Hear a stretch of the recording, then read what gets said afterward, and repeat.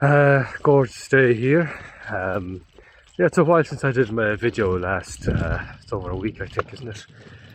But just out walking here and just kind of a few off the cuff reflections, I suppose. Nothing really scripted, just kind of off the cuff, as I said, concerning Ireland and where they're going and do I think they're on decline, or how bad of a decline, or is it a transitional phase, or what's going on? But yeah, sure.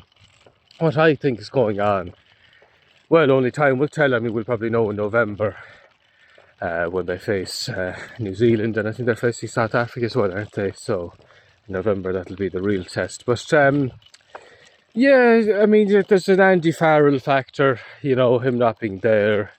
That would have an effect, I think. I mean, I'd be very surprised if it didn't. In South Africa, when they played last year, 9 months ago, the first test, they were poor. And Andy Farrell apparently gave them a right rollicking. And during the second test, they came out like a different team. So that's Andy Farrell. That's the Andy Farrell factor. Now, I'm not saying that Easterby's a bad coach or bad manager, whatever. I don't know. I think he's okay. I think he's okay. I mean, he won 4 games out of 5. So I mean, that's a good return.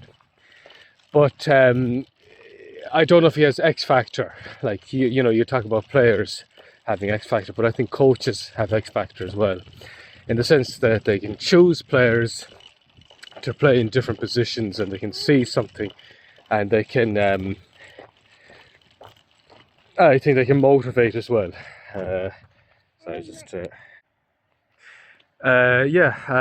Just got cut off there for a second. But anyway, I'll play on. Play on, says the referee. Anyway, the X factor there of Andy Farrell, I think that definitely did have an effect. I mean, I know you can argue that in the November series, that first test against New Zealand, they were awful. And they were awful. I know, it wasn't so much that New Zealand were brilliant. They weren't. I mean, it was an okay performance from New Zealand. Like, it wasn't as if they blew Ireland out of the water. Ireland conceded so many stupid penalties. And a lot of the penalties weren't due to New Zealand pressure. Like, you often hear, well, I mean, the opposition made them make mistakes, or pressurised to concede penalties and that. But a lot of those penalties weren't. The handling errors definitely weren't totally due to New Zealand pressure. It was individual mistakes in that, and that was on Farrell's watch. So that's a concern. But as I said, that South Africa test, they played so well in the second test, and they beat them. And that's only 9 months ago, or was it June, July, was it? We're in March now, so anyway, it's not that long ago. It's less than a year ago. So they're capable of beating the most experienced South African team ever, and arguably the best team ever, right up there with the New Zealand team back, that did the double. The South African team is right up there with them, I'd say, and they beat them in South Africa. So so they're still a very, very good team, arguably great team even. So I know a lot of people were shocked, as was I, about how poor they were against France. France were excellent on the day in parts, and Ireland were poor. No Andy Farrell, players out of position, though the 2 X-Factor wingers not there. That just highlights the lack of depth, I suppose, that Ireland has. That's a concern, but there are players coming through. There's a few I know of Connacht, like Hugh Gavin and Bolton and Ben Murphy, a few backs that need to be given a chance. Craig Casey, unfortunately, he was out injured. He played well, I thought, in South Africa until he got injured. But so there is backup there. I mean, if you look at the age profile of the Irish team, and Eddie O'Sullivan did a thing there for the Irish Independent not so long ago, and a large percentage of the starting 23 are on the wrong side of 30, and some of them, like Mundiaki, he'll be 30, is it 33 or 34 in April, so soon, so that's not good. But he still has X Factor, Bundyaki, so Whether he'll make it to the World Cup, I don't know, but I mean, he can make it in the Novembers and maybe next year's Six Nations. Like, manages minutes. He can, you know, as he did against Wales, come off the bench for the last 20 odd minutes, and you don't need, just let loose. Like, learned from the mistakes of what they did with Sexton. I mean, they played Sexton too much at his age. He was, what, 38, was it, last World Cup, or 39, was it? 38 or 39 he was anyway. And it's not even just his age, but I mean his injury profile as well. And those injuries add up, and your recovery time is impaired on all those build-up of injuries over time. So he was given far too much time. Crowley, I know I've said this before, but Crowley I think should have, even though he was very young, a young and experienced 10 would have offered more than a fatigued, injured Sexton in the last, say, 20 odd minutes.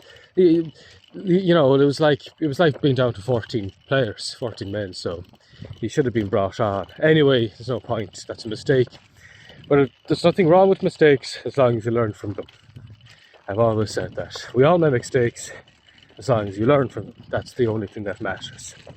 But yeah, so where are Ireland at the moment? Well, as I said, we'll just have to wait until November, get the X Factor players back. I know a lot of them are older, like James Lowe, he's what, 32, or what is it? Dimison Gibson Park, etc. They're all 32, 33-ish, thereabouts. Henshaw, Ringrose, etc. But I mean, the summer tour's coming up. Is it against Romania and against Portugal, I think, is it? Give the young, like Hugh Gavin, Shane Lowry, isn't it? You know, Ulster, and you know, give them a chance. Like, I mean, you never know how good they are unless they're Balakoon, Robert Balakoon. I mean, a lot of people are talking about speed. I mean, surely he's one of the fastest players ever to play for Ireland, if not the fastest.